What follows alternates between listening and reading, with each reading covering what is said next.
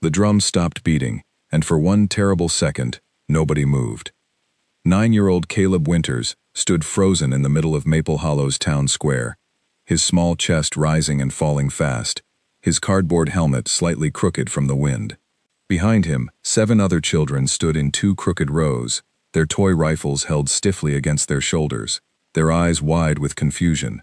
Somewhere in the crowd, a boy had just laughed loud enough for everyone to hear, and that laugh had knocked the rhythm right out of Caleb's feet. He had practiced this march for 6 weeks. Every single day after school, in the backyard behind his house on Birchwood Lane, Caleb had lined up empty flower pots to mark his path, counting his steps out loud until his voice went hoarse. Left, right, left, right. He knew every turn. He knew every count. And yet, standing here now, in front of nearly 200 people who had gathered for the town's Founders' Day celebration, his mind had gone completely blank. The laugh came again. This time, it wasn't alone. A cluster of teenagers near the lemonade stand had their phones raised, filming, grinning at each other like they had stumbled onto the funniest thing they had ever seen. One of them, a lanky boy named Tyler Bishop, cupped his hands around his mouth and shouted something that made his friends howl even louder. Caleb felt his ears burn. Beside him, a girl named Ellie Foxworth, only 7 years old, had started to chew on her lip, the way she always did when she was trying not to cry. On his other side, a boy named Noah Whitcomb had lowered his toy rifle halfway, unsure if he should keep marching or simply run. This was not how it was supposed to go. 3 months earlier, none of this had existed.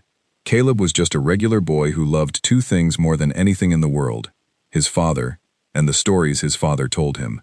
His father, Daniel Winters, was a soldier, stationed halfway across the world in a place Caleb could only find on a map with his mother's help. Every night before bed, Caleb would ask his mother, Grace, to read him his father's letters out loud, even the ones he had already memorized word for word. "Tell me about the marching again," Caleb would say, tucked under his blanket with a flashlight in hand. Grace would smile, sit at the edge of his bed, and describe how soldiers moved together as one unit, how their boots hit the ground in perfect rhythm, how a single mistake by one person could throw off the whole formation, which was exactly why they trained so hard, and why they trusted each other so deeply. "They're not just soldiers to each other," Grace would explain. "They're family." Caleb loved that word, family.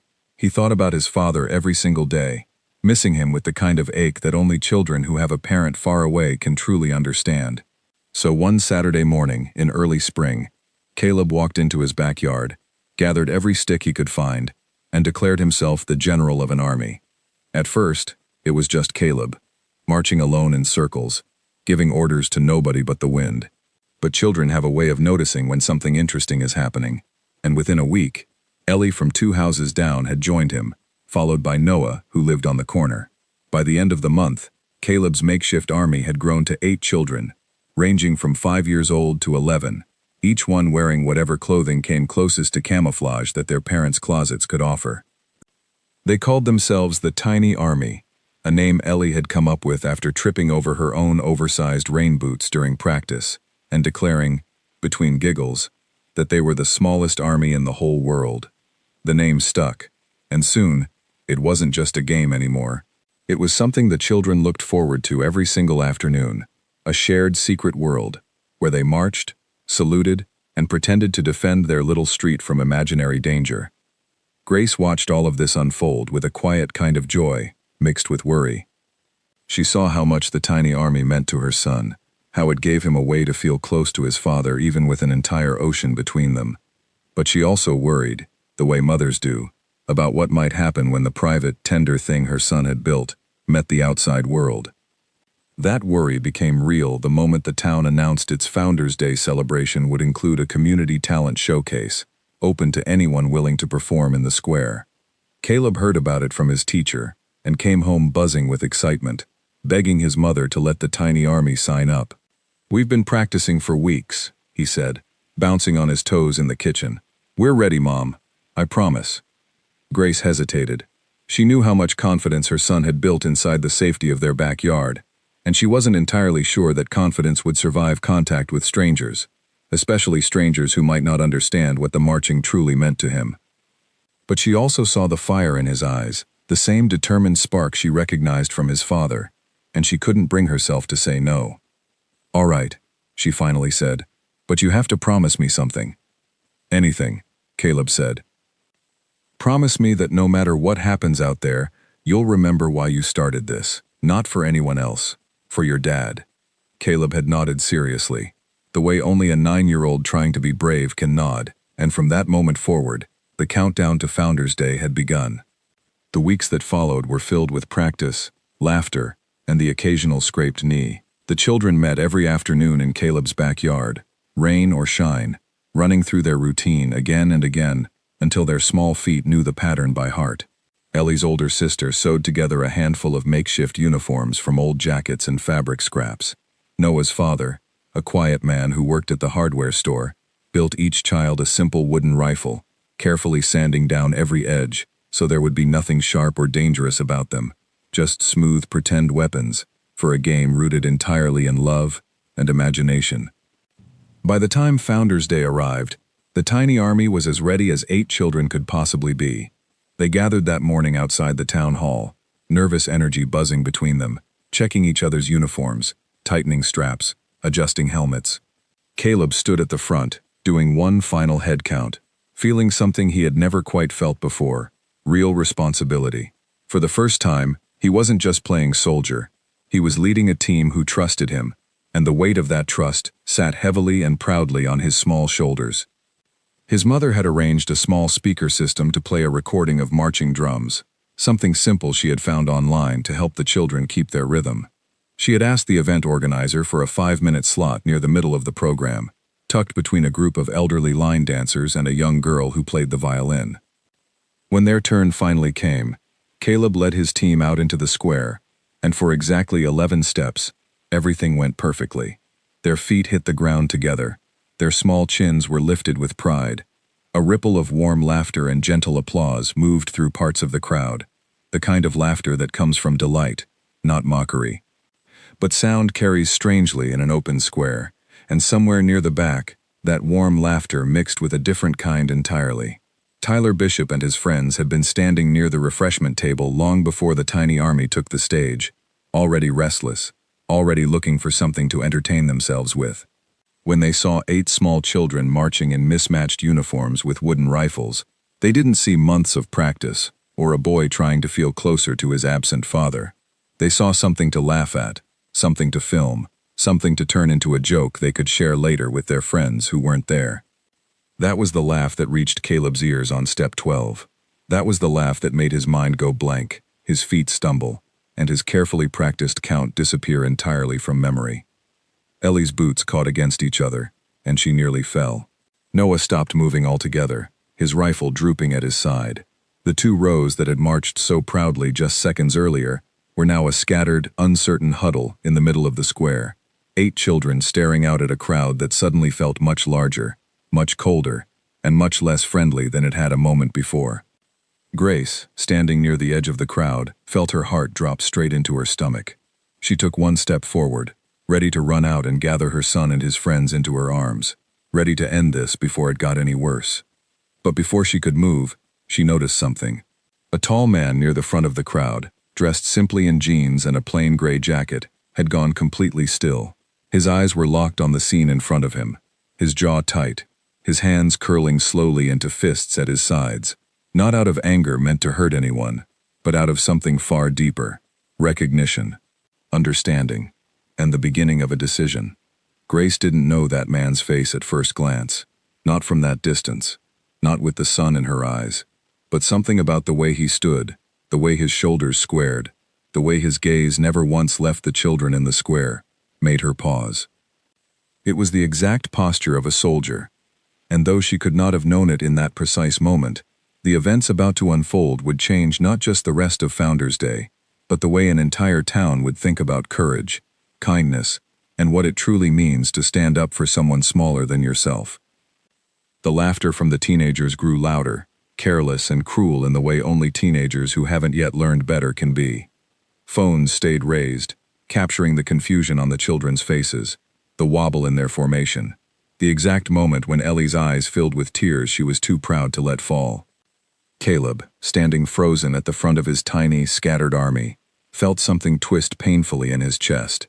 He thought about his father, thousands of miles away, and the promise he had made his mother just weeks earlier.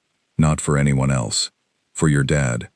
He tried to remember his next step, tried to find the rhythm that had lived so easily in his feet during 100 backyard practices, but it was gone, chased away by the sound of strangers laughing at something that had once felt so important, so meaningful, so entirely his own. He didn't know yet that help was already moving toward him. He didn't know that the tall man in the gray jacket was about to take the first step of something far bigger than a single Founders Day performance. All Caleb knew, standing there in the middle of the square with his small team crumbling around him, was that the thing he had built with so much love was falling apart in front of everyone, and there was nothing he could do to stop it. The drum recording kept playing from the small speaker near the stage, marching on without them, steady and unaware that the army it was meant to guide had come completely undone. And somewhere in the crowd, the man who recognized exactly what was happening finally began to move. His name was Daniel Winters, and until 3 days ago, he had been standing on a runway in a uniform, boarding a transport plane that would carry him home for 2 weeks of leave he had earned after nearly 8 months away from his family. He had told no one the exact date of his arrival, not even Grace, because he wanted to surprise her, wanted to walk into Founders Day unannounced and watch his son's face light up the moment he spotted him in the crowd. He had arrived at the edge of the square only 20 minutes earlier, blending quietly into the back rows of spectators, planning to wait until the perfect moment to reveal himself. He had heard from Grace's letters about the tiny army, had smiled reading her descriptions of Caleb marching alone in the backyard, then joined by neighborhood friends, then growing into something that clearly meant the world to his son. Daniel had pictured this moment countless times during long nights overseas, imagining himself watching proudly from a distance, as his boy performed something built entirely out of love for him. What he had not pictured was this. He watched Caleb freeze mid-step. He watched Ellie's boots tangle together. He watched Noah's rifle droop toward the ground, defeat written plainly across a face too young to understand why grown teenagers would find joy in tearing down something so small and so sincere. And he watched, with a tightening in his throat he hadn't expected, as his own son's shoulders began to curl inward, shrinking under the weight of laughter that had no business being aimed at children at all. Daniel had faced difficult situations during his service, moments that tested his patience and his discipline in ways most people never experienced. He had learned, through years of training, how to control his reactions, how to think clearly under pressure, how to choose his next move carefully, instead of letting emotion decide for him. That discipline was the only thing keeping him rooted in place now, stopping him from simply pushing through the crowd and scooping his son into his arms right there in front of everyone. But something else was happening inside him too, something sharper than simple anger at a handful of unkind teenagers. He was thinking about what those children in the square actually represented.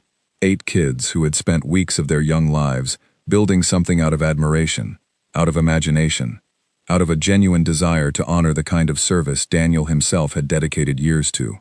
They hadn't mocked anyone. They hadn't hurt anyone. They had simply tried, with everything their small hearts could offer, to recreate something they believed was worth celebrating. And now they were being laughed at for it. Daniel's eyes moved slowly across the crowd, no longer fixed only on his son, but scanning faces, searching for something he suspected might be there. Founders Day always drew people from all over the county, families with long histories in Maple Hollow, and among those families were always a handful of veterans, men and women who had once worn the same uniform he wore now, who understood exactly what it meant when someone, even a child, tried to honor that service.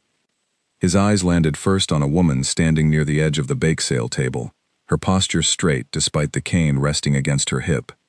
Her name was Margaret Ashcroft, and Daniel recognized her instantly, not because they had ever served together, but because his own father had once pointed her out at a town event years ago, explaining quietly that she had spent over 20 years in the military before retiring, and that she deserved every bit of the respect people rarely remembered to give her enough of. Margaret was watching the scene in the square with the same tightened expression Daniel felt on his own face. Her hand had curled slightly around the top of her cane, and though she hadn't moved yet, Daniel could tell she was thinking the exact same thing he was.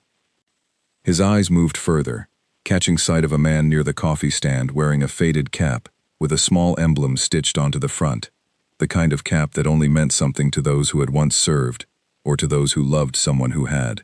The man, whose name Daniel didn't yet know but would soon learn, was Peter Callahan, a retired sergeant who had moved to Maple Hollow only 2 years earlier, was frowning deeply at the teenagers filming near the lemonade stand, his jaw working like he was chewing on words he was holding back. 2 more faces followed. A younger woman named Priya Anand, currently serving in the National Guard and home visiting family for the weekend, had gone quiet and still near the front of the crowd, her eyes locked on Caleb, with an expression that mixed sympathy with something firmer, something closer to resolve. Beside her stood her older brother, Vikram, who had served alongside her years earlier before an injury ended his active duty, though it had never once diminished the pride he carried for what that service had meant. Daniel counted them silently. Margaret, Peter, Priya, Vikram. 4 strangers, scattered throughout a crowd of nearly 200 people, each one recognizing in that small, struggling group of children something worth defending. He didn't know any of their names yet, but he recognized something in each of them that needed no introduction. It was the same quiet alertness he had felt in every unit he had ever served with, the sense that when something needed to be done, you didn't wait to be told. You simply moved, together, because that was what family did. He began walking, careful not to draw attention too quickly, moving along the outer edge of the crowd, rather than cutting straight through it. As he passed Margaret, he slowed just enough to catch her eye, and gave the smallest possible nod, the kind of gesture that meant nothing to anyone who didn't understand it, and everything to those who did. Margaret's eyes flickered with surprise for only a moment, before understanding passed across her face.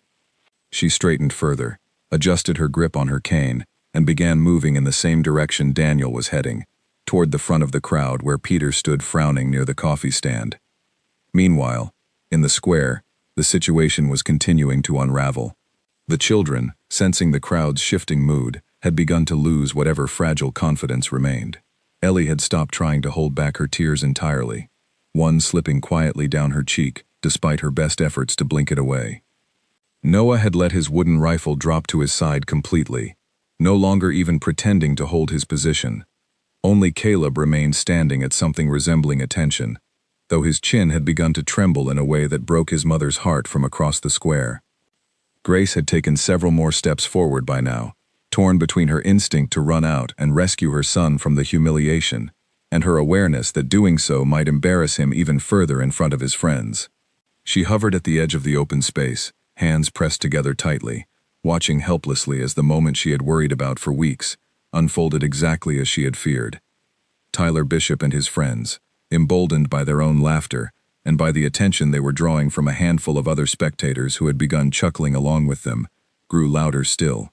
One of them called out something about toy soldiers playing dress-up, the words carrying easily across the open square, landing squarely on ears far too young to understand that cruelty sometimes wears the disguise of a joke. Caleb heard every word. He felt his face grow hot, felt something painful pressing against the back of his throat, the kind of feeling that comes right before tears a person is desperately trying not to let fall. He thought about his father again, wondered what he would think if he could see this moment, if he could see his son standing frozen and humiliated in front of an entire town. He didn't know that his father was, in fact, watching every single second of it. He didn't know that 4 strangers, connected only by a shared history of service and a shared refusal to let cruelty win, were quietly making their way toward the front of the crowd, drawn together by nothing more than a single nod passed between people who understood without needing words. The marching drum recording continued to play from the small speaker, oblivious to the unraveling happening just a few feet away, its steady rhythm now feeling almost cruel, in its insistence that everything was fine, that the march should continue, that the beat should go on even as the formation it was meant to guide had completely collapsed. Daniel reached Peter first, extending a hand, and speaking in a low, quick voice that carried none of the anger boiling beneath his calm exterior, only clear and steady purpose. Peter's eyes widened slightly at whatever was said, then narrowed with determination, as he nodded firmly and reached out to catch Priya's attention just a few feet away. Word passed quickly after that, not through shouting or commotion, but through quiet words exchanged in the small pockets of space between spectators, through nods and glances that meant far more than any announcement could have.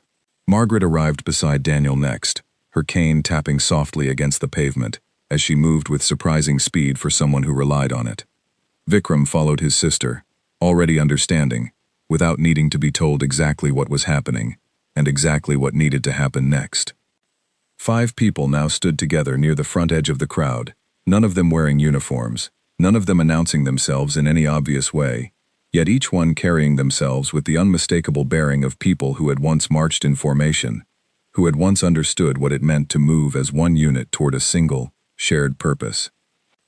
Daniel glanced toward the square one final time. Caleb was still standing there, alone in his resolve, while his friends wavered around him, his small chest rising and falling unevenly, his eyes shining with tears he refused to let fall in front of the people laughing at him. It was, Daniel thought, the single hardest thing he had ever watched, harder in its own quiet way than anything he had faced overseas, because this was his son, standing exposed and hurting in front of an entire town, and every fatherly instinct in him screamed to close the distance between them immediately. But he held himself steady one moment longer, turning to the 4 people now gathered around him, each one waiting for whatever came next. "They built something real," Daniel said quietly, his voice rough with emotion he was working hard to control. "They don't deserve to have it laughed at." Margaret nodded once, firm and unwavering. Peter's jaw tightened further. Priya's hand curled into a loose fist at her side, not out of anger meant for violence, but out of the same steady resolve that had carried her through every difficult moment of her own service. Vikram simply straightened his shoulders, ready. Nobody needed to say anything more. 5 strangers, connected by nothing but a shared understanding of what it meant to serve something larger than themselves, stood together at the edge of a small town square, watching 8 heartbroken children struggle to hold themselves together under the weight of careless cruelty. And then, without another word exchanged between them, they began to move forward. The crowd, still buzzing with laughter and half-hearted applause, had no idea what was about to happen. The teenagers near the lemonade stand kept their phones raised, still filming, still laughing, completely unaware that the moment they thought they were mocking was about to become something none of them would ever be able to laugh at again. Grace, watching from her spot near the edge of the square, noticed the small group beginning to move, and felt her breath catch in her throat. She didn't yet understand what she was witnessing, only that something had shifted in the air, something electric and deliberate, spreading outward from 5 ordinary-looking adults, who suddenly did not look ordinary at all. Caleb, still frozen at the front of his scattered, heartbroken team, had no idea that help was only seconds away. He kept his eyes fixed straight ahead, blinking hard against the tears threatening to spill, holding on to the very last thread of the promise he had made his mother weeks earlier. Not for anyone else, for your dad. He had no way of knowing that his father was close enough to hear him breathing, close enough to see every trembling muscle in his small, determined face, and closer still to changing everything about how this moment would end. The distance between the edge of the crowd and the center of the square was not far, perhaps 30 feet, but to Daniel Winters, every single one of those feet felt like it stretched on forever. He moved with purpose, weaving between clusters of spectators who barely noticed him passing, their attention fixed on the spectacle unfolding in front of them, rather than on the quiet determination building behind them. Beside him, Margaret Ashcroft kept pace despite her cane, her steps measured but unwavering. Peter Callahan walked just behind her, his eyes scanning the crowd the way he had once scanned unfamiliar terrain, cataloging details without conscious thought. Priya Anand and her brother Vikram flanked the group's other side, moving with the same quiet urgency, none of them speaking, none of them needing to. As they moved, something interesting began happening around them. Other people in the crowd, sensing the shift in energy, began to turn their heads. A woman near the flower stand noticed first, her eyes following Daniel's group with quiet curiosity. An older man standing near the town hall steps straightened slightly, some old instinct recognizing the bearing of people who had once worn a uniform, even when they weren't wearing one now. Word did not spread through shouting. It spread the way important things often do in small towns, through glances and murmurs, through people nudging the person standing beside them and nodding toward the 5 figures moving purposefully through the crowd. Within seconds, Dozens of eyes had shifted away from the struggling children and toward the small group approaching them, though nobody yet understood exactly what they were witnessing. In the square itself, the situation had continued to deteriorate. Ellie had finally given up trying to hold back her tears, and they now ran freely down her cheeks, her small shoulders shaking with quiet sobs she was too embarrassed to let anyone hear. Noah had backed away several steps, standing just behind Caleb now, his wooden rifle forgotten entirely at his feet. Two other children, a pair of siblings named Oliver and Lily Hartwell, had huddled close together near the back of the formation, their eyes darting nervously between the laughing teenagers and the increasingly worried expression on Caleb's face. Only Caleb remained standing anywhere close to his original position, though even he had begun to waver, his small hands trembling at his sides, his wooden rifle held loosely, forgotten in the storm of humiliation crashing over him. He had rehearsed this moment so many times in his mind, imagining pride, imagining applause, imagining his father somehow watching from wherever he was and feeling proud of what his son had built. He had never once imagined this. Tyler Bishop, sensing that his audience had grown even larger, raised his voice further, calling out another mocking comment about pretend armies and children playing dress-up. His friends laughed along with him, some of them stepping closer to get a better angle for their phones, completely absorbed in their own cruel entertainment, utterly blind to the growing tension rippling through the rest of the crowd around them. It was in this moment, as the humiliation reached what felt like its absolute peak, that Grace finally could not hold herself back any longer. She stepped forward, fully intending to walk out into the square, gather her son and his friends, and simply end this entire painful display, regardless of what it might mean for Caleb's pride. A mother's instinct to protect had finally overwhelmed every other consideration. But before she could take more than 2 steps, a hand gently touched her shoulder. She turned, startled, and found herself looking into the face of an older woman she did not immediately recognize. Margaret Ashcroft offered her a small, reassuring smile, her eyes calm despite the tension radiating from everyone else nearby. "Give it one more moment," Margaret said quietly, her voice carrying a quiet authority that made Grace pause, despite every instinct urging her forward. "Trust me." Grace hesitated, torn between her need to protect her son immediately and the strange, steady confidence in the stranger's voice. She glanced past Margaret and finally noticed the small group moving purposefully toward the square, noticed the tall man at the front, whose face, now that she looked closely, made her breath catch entirely in her throat. It couldn't be. He wasn't supposed to arrive for another 2 weeks, and yet there he was, unmistakably, moving through the crowd with the same steady purpose she remembered from every difficult moment they had faced together throughout their marriage. "Daniel," she whispered, her hand rising to cover her mouth. Margaret's smile widened slightly, though she said nothing more, simply nodding toward the square, encouraging Grace to watch rather than intervene. Meanwhile, Caleb had reached what felt like his breaking point. The laughter around him had grown loud enough that it seemed to fill the entire square, pressing in on him from every direction, making it impossible to think, impossible to remember, why he had ever wanted to do this in the first place. He felt Ellie's quiet sobs beside him, felt Noah's retreat behind him, felt the collective weight of 8 children's shattered confidence resting entirely on his small shoulders. For one terrible moment, he considered simply dropping his wooden rifle and running, disappearing into the crowd, escaping the humiliation burning through every inch of his body. His feet actually shifted, preparing to turn, preparing to flee from the disaster he felt he had caused by convincing his friends to do this in the first place. But then, through the noise and the tears blurring his vision, he thought about something his father had once written in a letter, words Caleb had read so many times he knew them by heart.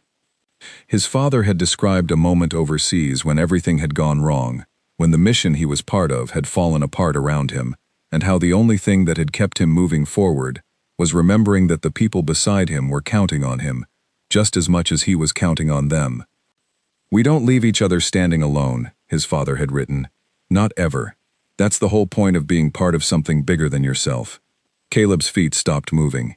He glanced sideways at Ellie, still crying quietly, still standing beside him despite everything.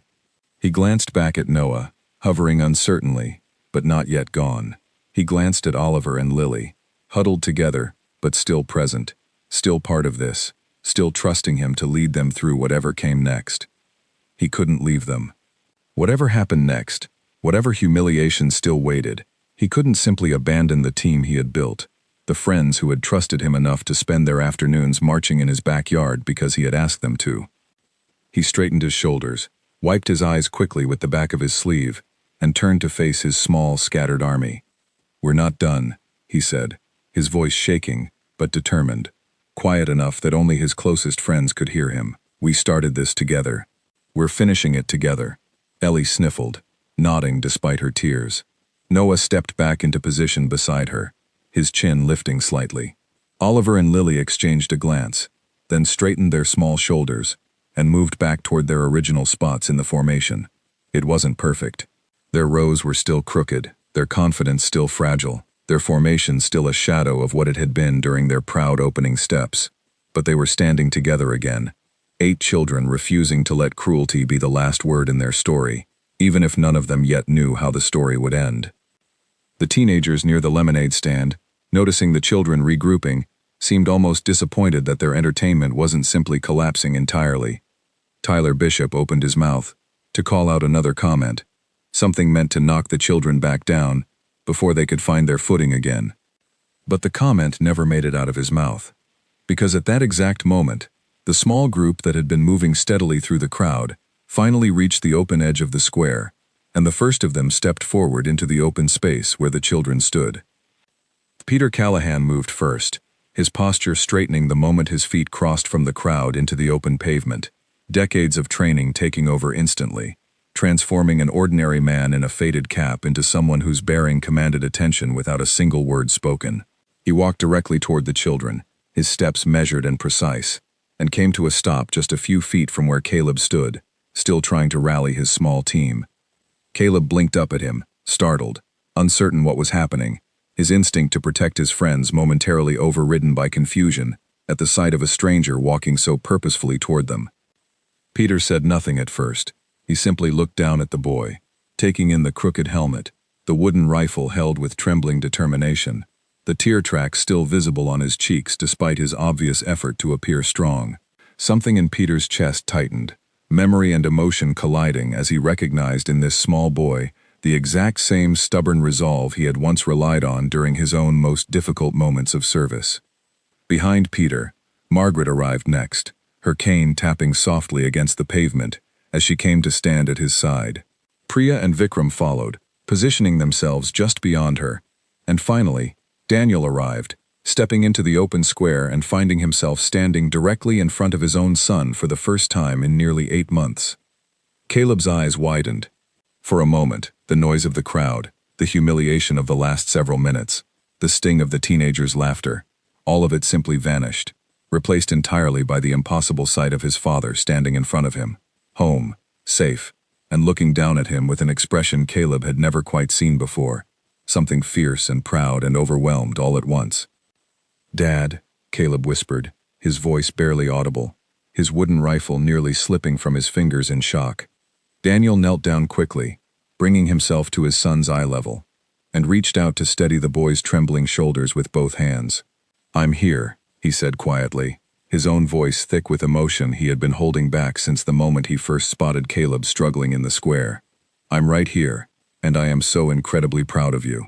Around them, the crowd had gone almost completely silent, sensing that something significant was unfolding, though most still didn't understand exactly what.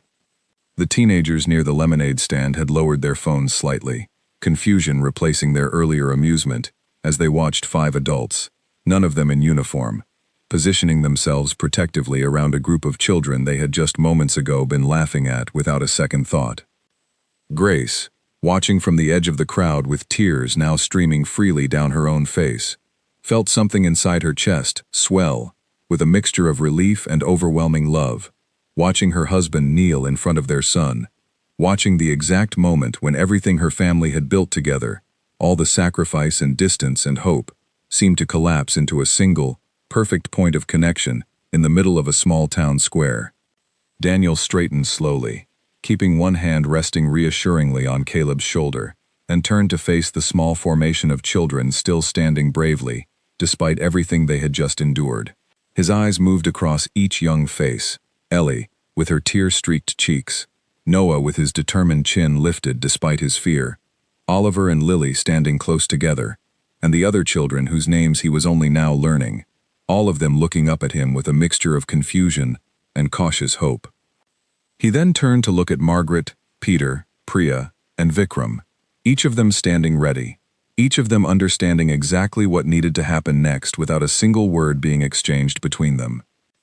The crowd, still murmuring with confusion, had no idea that they were about to witness something none of them would ever forget, a moment that would transform this small town's Founders' Day celebration into a memory people would talk about for years to come, a moment born not from anger or embarrassment, but from something far more powerful, the simple, unshakable refusal to let children who had done nothing wrong stand alone against cruelty they never deserved to face. Tyler Bishop and his friends, still holding their phones, still standing near the lemonade stand, had gone completely quiet now, sensing without fully understanding that whatever was about to happen was going to change the entire tone of the afternoon, and that their laughter, once so loud and careless, suddenly felt very small in comparison to what stood before them. Daniel took one final look down at his son, gave his shoulder a gentle squeeze, and then stepped back to take his place among the small formation of adults now standing directly behind the children. "On my mark," he said quietly, his voice carrying just enough to reach the ears of those standing closest. Caleb's breath caught in his throat. He glanced behind him, seeing his father and 4 strangers, all standing with the unmistakable posture of people who had once marched together in far more serious circumstances than this, all of them now positioned protectively behind his small, battered, but unbroken army. The marching drum recording, still playing steadily from the small speaker near the stage, suddenly felt less like background noise and more like the exact rhythm the entire square had been waiting for, though nobody in the crowd yet realized just how perfectly that rhythm was about to be honored. Daniel's voice cut through the tense silence of the square, low, but carrying with unmistakable authority. "Tiny army," he said, addressing the 8 children directly, using the name Grace had told him about in her letters, the name that had clearly meant everything to his son, and the friends who had built this dream alongside him. "On your feet. Reset your formation." Caleb blinked, momentarily uncertain, before understanding flooded through him. This wasn't pity. This wasn't his father stepping in to end the performance and rescue him from embarrassment. This was something else entirely. Something that made his chest swell with a feeling he didn't yet have the words to describe. He turned to face his friends, most of whom were still watching him with wide, uncertain eyes. "You heard him," Caleb said, his voice steadier now, drawing strength from the presence of the 5 adults standing behind them. "Reset positions. 2 rows, just like we practiced." Slowly, hesitantly, the children began to move. Ellie wiped the last of her tears away and straightened her small shoulders, stepping back into her spot in the front row. Noah lifted his wooden rifle back into position, his earlier fear replaced by something firmer, something he seemed to draw directly from the quiet confidence radiating from the adults now standing just behind him. Oliver and Lily separated from their nervous huddle and moved into their designated places, and within moments, the crooked, scattered formation had reassembled itself. Imperfect but present, 8 children standing together once more. Behind them, Daniel took his own position, directly behind Caleb, mirroring the boy's stance with practiced precision. Peter moved into place behind Noah, his faded cap now looking less like an ordinary accessory and more like a symbol nobody in the crowd could ignore. Margaret positioned herself behind Ellie, her cane held steady at her side, her spine straight despite whatever discomfort it may have cost her. Priya and Vikram completed the second row, standing tall behind Oliver and Lily, their earlier civilian postures transformed entirely into something sharp and disciplined. 5 adults, 8 children, 13 people standing together in a formation that, moments earlier, had existed only as a group of humiliated kids being laughed at by strangers who understood nothing about what they had built. The crowd had gone utterly silent now, every single eye fixed on the unfolding scene, the earlier laughter completely evaporated, replaced by a thick, expectant stillness that seemed to hold the entire square in place. Even Tyler Bishop and his friends had lowered their phones entirely, their earlier amusement long gone, replaced by something that looked distinctly like the beginning of shame. Daniel glanced once more at the small formation in front of him, his eyes briefly meeting Margaret's, then Peter's, then Priya's, and Vikram's, a silent exchange passing between them that needed no words. They were ready. "Tiny army," Daniel called out again, his voice carrying clearly across the now silent square. "Forward march." Caleb's foot moved first, his small chest lifted with newfound determination, and this time, when his boot struck the pavement, it did not falter. Beside him, Ellie's boots moved in perfect time, no longer tangled, no longer unsteady. Behind them, Daniel's own steps fell into place with practiced precision, his years of military training taking over instantly, transforming a simple backyard game into something that suddenly looked remarkably close to an actual formation. The effect was immediate and electric.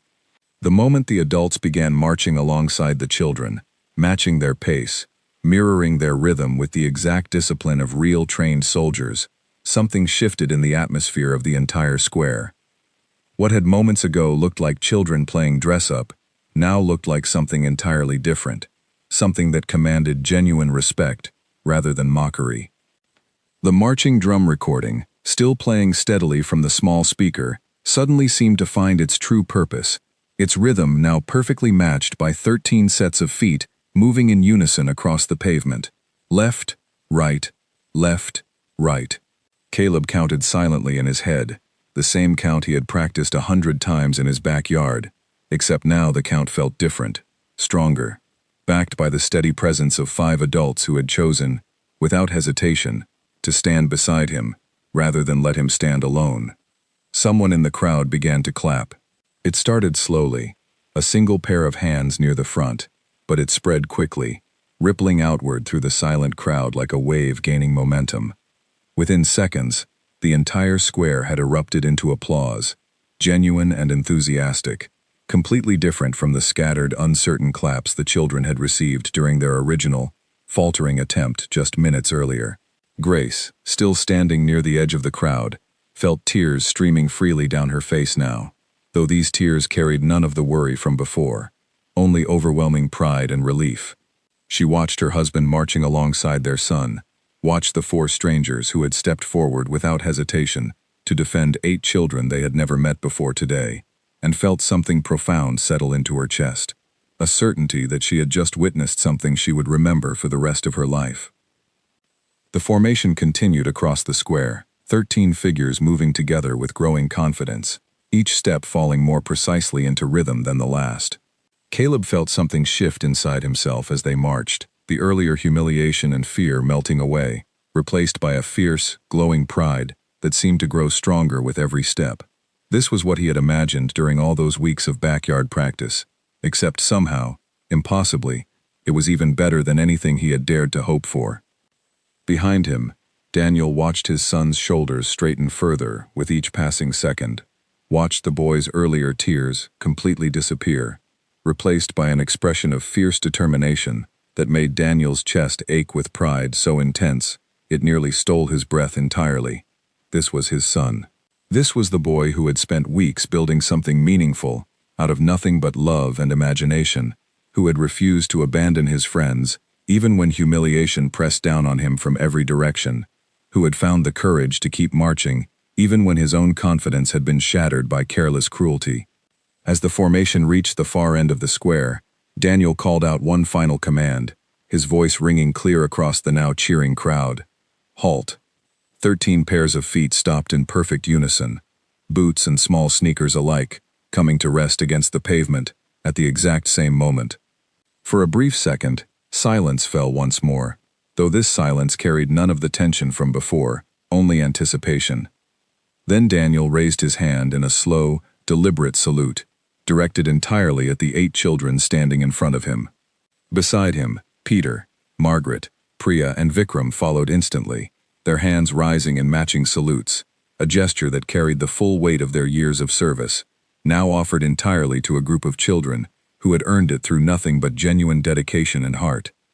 Caleb stared up at his father, momentarily frozen by the sight of 5 adults saluting him and his friends with such obvious sincerity.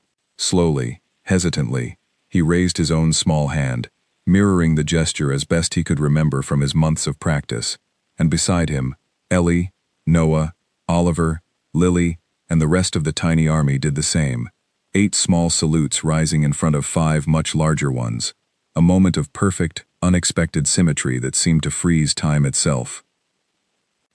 The crowd's applause grew even louder, swelling into something closer to a roar, people cheering and whistling, several onlookers wiping tears from their own eyes as they watched the scene unfold.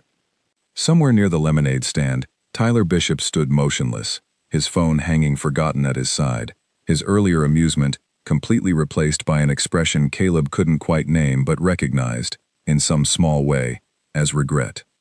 Margaret lowered her salute first, a warm smile spreading across her face as she looked down at Ellie, whose tear-streaked cheeks had finally dried, replaced by a wide, proud grin. "You did wonderfully," Margaret said softly, kneeling slightly despite her cane to speak directly to the girl. "Every single one of you."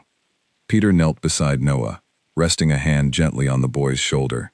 "That took real courage," he said, his voice rough with an emotion he rarely allowed himself to show in public. More courage than a lot of grown adults managed to find. Priya and Vikram moved to Oliver and Lily, offering quiet words of encouragement that made both children's faces light up with pride, the earlier humiliation of the afternoon already beginning to fade into something that felt, instead, like the beginning of a story worth remembering, rather than one worth forgetting. And in the center of it all, Daniel knelt in front of his son one final time, pulling Caleb into a tight embrace that neither of them seemed willing to end anytime soon. "I am so proud of you," Daniel whispered against his son's ear, his own eyes stinging with tears he made no effort to hide. "You didn't give up. You didn't leave your friends behind." That's exactly what real courage looks like.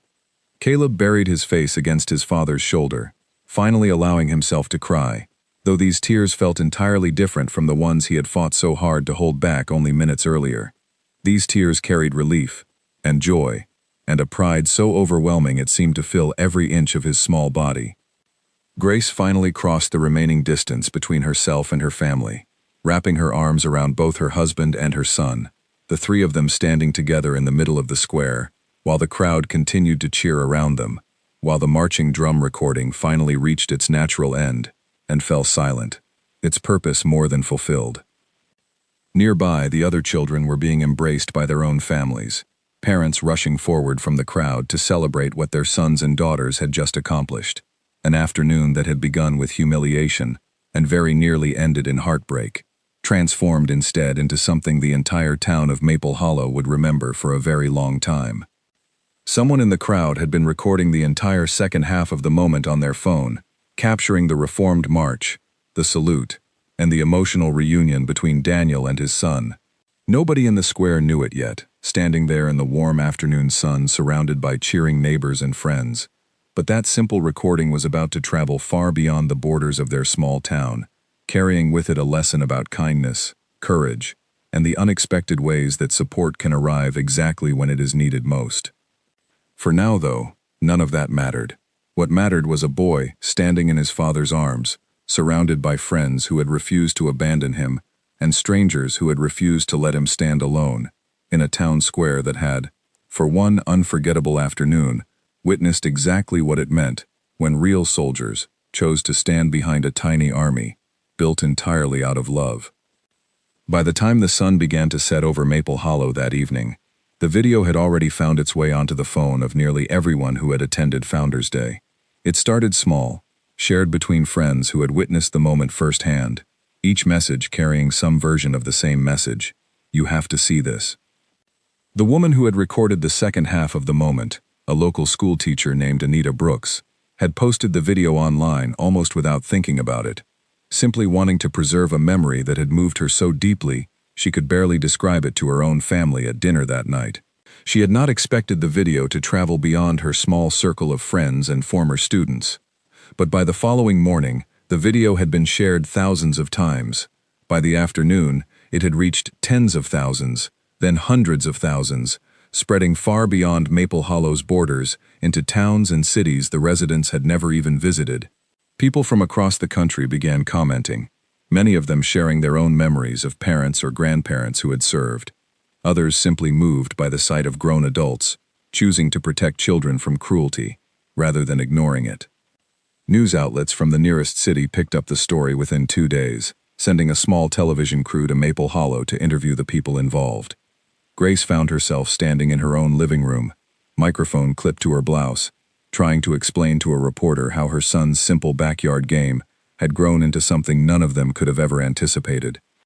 "He just wanted to feel closer to his father," Grace explained, her voice steady despite the unfamiliar cameras pointed at her. "That's all this ever was. A little boy missing his dad, trying to understand what his service meant." Daniel, sitting beside her with Caleb tucked contentedly against his side, added quietly, "What happened out there wasn't about us being soldiers. It was about not letting kids stand alone when they've done nothing wrong. Any decent person would have done the same thing, given the chance." The interview aired 2 nights later, and the response was immediate and overwhelming. Messages poured in from veterans across the country, many of them sharing their own experiences of children who had built similar tributes, backyard armies and homemade parades, meant to honor the service of parents, grandparents, and family friends. Several veterans organizations reached out to Maple Hollow directly, offering to help organize a more formal recognition for the tiny army, an idea that thrilled Caleb and his friends beyond anything they could have imagined just days earlier. Margaret Ashcroft found herself receiving letters from strangers across the country, thanking her for stepping forward that day, for showing, in her own quiet way, that dedication to service didn't end simply because a uniform came off. She kept every single letter in a small wooden box on her kitchen table, reading through them occasionally on quiet evenings, still somewhat amazed that a simple decision to walk across a town square had touched so many lives she would never personally meet. Peter Callahan, who had moved to Maple Hollow only 2 years earlier, still adjusting to civilian life after decades of service, found himself invited to speak at the local school about what it meant to serve, an opportunity he had never expected, and one that gave him a renewed sense of purpose he hadn't realized he had been missing. Standing in front of a room full of curious children, many of whom had heard about the tiny army and desperately wanted to know more, Peter felt something settle inside himself that had been unsettled since his retirement, a sense that his experience and dedication still mattered, still had value, still had something meaningful to offer to the world around him. Priya Anand returned to her National Guard duties the following week, carrying with her a story she would tell for years to come, a reminder of why the values she had trained so hard to embody mattered far beyond the boundaries of formal service.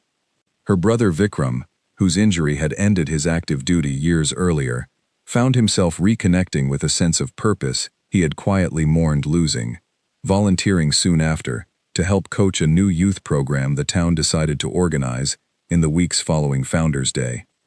That program, which the town eventually named the Junior Honor Guard, grew directly out of the events of that single afternoon. Local veterans, moved by what they had witnessed and by the overwhelming response from the community, began meeting weekly with children interested in learning more about discipline, teamwork, and respect, all wrapped inside activities that felt more like play than instruction. Caleb, unsurprisingly, became one of its earliest and most enthusiastic members, along with Ellie, Noah, Oliver, Lily, and the rest of his original tiny army.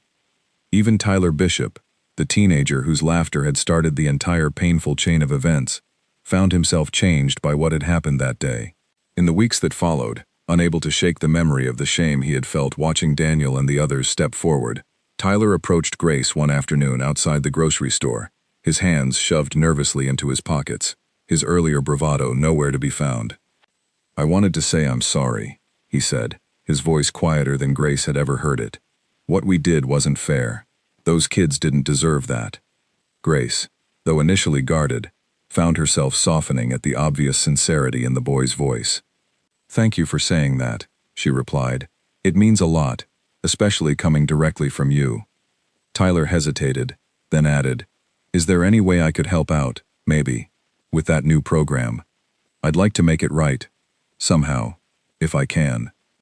Grace smiled, surprised but genuinely pleased by the request, and within a month, Tyler had become an unlikely but dedicated volunteer with the Junior Honor Guard, helping set up equipment before sessions, and occasionally even joining in the activities himself, slowly earning back a measure of respect from a community that had watched his worst moment play out in front of an entire town. Caleb, now something of a local celebrity among his classmates, handled the sudden attention with the same quiet determination that had carried him through the difficult moments of Founders Day. He didn't seem particularly interested in the fame the video had brought him, though he did enjoy the opportunity it gave him to talk about his father, about what real courage looked like, and about the importance of standing beside your friends even when things felt impossible.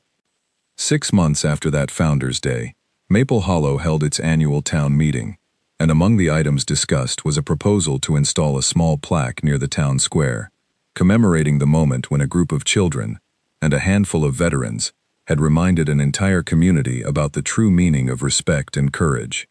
The proposal passed unanimously, and by the following spring, a modest bronze plaque had been mounted near the exact spot where the tiny army had once stood frozen in humiliation before finding the strength to march forward once more. The plaque read simply, "In honor of courage, both small and large, and the community that chose to stand together." Caleb visited that plaque often, sometimes with his friends from the Junior Honor Guard, sometimes alone with his father during the increasingly frequent periods when Daniel was able to be home. Standing in front of it, Caleb would sometimes think back to that terrible moment when his mind had gone blank, when the laughter had felt like it might swallow him whole, and he would marvel at how completely everything had changed in the span of just a few minutes, transformed by the simple, powerful decision of 5 people who had refused to let him and his friends stand alone. Daniel, for his part, found that the events of that Founders Day had changed something within himself as well. He had spent years overseas focused entirely on his duty to his country, rarely pausing to consider what his service might mean beyond the immediate demands of his assignments. Watching his son's tiny army, watching the way Caleb had built something so meaningful out of nothing but love and admiration, reminded Daniel of exactly why his service mattered in the first place, not simply as an abstract duty, but as something deeply personal, something capable of inspiring even the smallest and most unexpected forms of devotion. Grace, meanwhile, found herself reflecting often on the promise she had extracted from her son weeks before that fateful performance. Not for anyone else, for your dad. She had worried, in the days leading up to Founders Day, that she had set her son up for potential heartbreak, that the world might prove too cruel for something as tender as a child's homemade tribute to his absent father.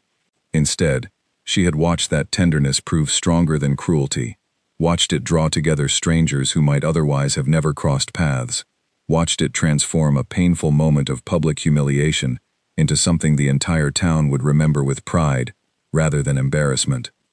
The following year, when Founders Day arrived once more, the Junior Honor Guard performed again in the very same square, this time with dozens of children participating rather than just 8, each one wearing properly fitted uniforms donated by local veterans organizations, moved by the story they had heard. Caleb, now serving as one of the program's youngest instructors, helped lead the children through their formation, his confidence entirely restored, his earlier fear of public humiliation replaced by genuine pride in what he and his community had built together. Daniel, home once again for the occasion, stood watching from the front row this time, no longer hidden among the crowd, but standing proudly beside Grace, both of them cheering, as their son led an entirely new generation of Maple Hollow's children through the exact same steps he had once struggled to complete alone. There was no laughter that year, no mockery, no cruel comments shouted from teenagers looking for easy entertainment. Instead, there was only quiet respect, warm applause, and the steady rhythm of children marching together, honoring something far bigger than themselves, exactly as Caleb had always intended, even during those difficult early days, when his tiny backyard army had consisted of nothing more than a single determined boy and a handful of borrowed sticks. Years later, when people in Maple Hollow spoke about that particular Founders Day, they rarely mentioned the laughter or the humiliation that had marked its beginning. Instead, they remembered the moment when 5 ordinary-looking adults had stepped forward without hesitation, transforming a painful afternoon into something the entire town would carry with pride for generations to come, proof that courage doesn't always announce itself with grand gestures, but sometimes arrives quietly, in the simple decision to stand beside someone who needs it most, refusing to let them face the world entirely alone. And somewhere in that town, a plaque continued to catch the afternoon sunlight each Founders' Day, its simple words serving as a permanent reminder of exactly what had happened on the day a tiny army of children had marched into humiliation and marched right back out again, surrounded by the unwavering support of real soldiers who understood, better than anyone, exactly what it meant to never leave someone standing alone.